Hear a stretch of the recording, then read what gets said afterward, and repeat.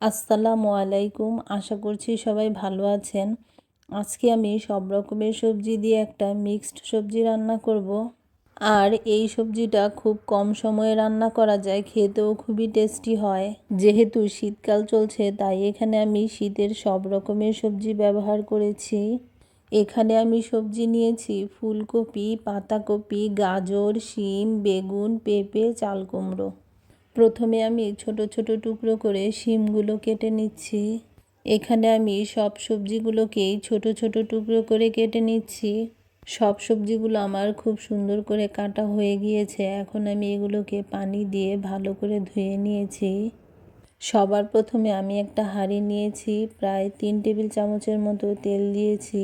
এখন দিয়েছি 2টি তেজপাতা ও এখানে কিছু গরম মশলা অ্যাড করছি। এখানে রয়েছে দারচিনি, এলাচ, লং, গোলমরিচ ও পাঁচফোড়ন। সব কিছু আমি একসাথে গুঁড়ো করে নিয়েছি। এখন আমি মশলাগুলো তেলের সাথে মিশিয়ে নিচ্ছি। এখন আমি অ্যাড করে দিচ্ছি প্রায় হাফ কাপের মতো পেঁয়াজ কুচি। এখন আমি পেঁয়াজটা একটু হালকা করে তেলের সাথে ভেজে নিচ্ছি।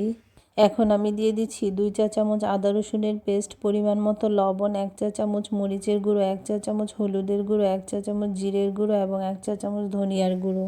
এখন আমি মশলাটাকে খুব ভালো করে কষিয়ে নেব আর এটাকে ততক্ষণ কষাবো যতক্ষণ না মশলা থেকে তেল ছেড়ে দিচ্ছে।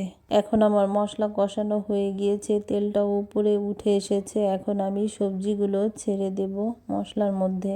এখন আমি সবজিগুলো নেড়ে চেড়ে মশলার সাথে খুব ভালো করে মিশিয়ে দিচ্ছি। সবজিটা মশলার সাথে মিশিয়ে নিয়ে সবজিটা যাতে সুন্দর করে সেদ্ধ হয়ে যায় সেজন্য আমি এখানে দিয়ে দিচ্ছি প্রায় আধা কাপের মতো পানি। সব কিছুকে সামান্য নেড়ে চেড়ে মিশিয়ে দিচ্ছি। এবারে আমি ঢাকনা দিয়ে ঢেকে মিডিয়াম আঁচে সবজিটা সেদ্ধ হয়ে যাওয়া পর্যন্ত অপেক্ষা করব। তবে কিছুক্ষণ পরপর ঢাকনা তুলে সবজিটা নেড়ে চেড়ে দিয়েছি যাতে সবজিটা নিচে পুড়ে না যায়। এখন আমি বেগুনগুলো অ্যাড করে দিচ্ছি। এটা রান্না হতে খুব কম সময় লাগে তাই এটাকে আমি রান্নার শেষে অ্যাড করছি। প্রায় 15 মিনিট রান্না করার পরে সবজিগুলো নরম এবং সেদ্ধ হয়ে গিয়েছে। এবারে আমার সবজি রান্না হয়ে গিয়েছে। এখন আমি উপরে কিছু ধনেপাতা কুচি ছিটিয়ে দিচ্ছি। এখন আমি সবজির মধ্যে একটা ফোড়ন দেব, এজন্য এখানে দিয়েছি কিছু পাঁচফোড়ন, শুকনো মরিচ, কাঁচা মরিচ, গোটা জিরে এবং কিছু পেঁয়াজ দিয়েছি। এগুলোকে খুব ভালো করে ভেজে সবজির উপরে দিয়ে দেব। এখন আমি পেঁয়াজের বেরেস্তাটা সবজির সাথে খুব সুন্দর করে মিশিয়ে নিচ্ছি। এই তো হয়ে গিয়েছে আমার মিক্সড সবজি। এখন আমি একটা বাটির মধ্যে খুব সুন্দর করে পরিবেশন করে নিচ্ছি।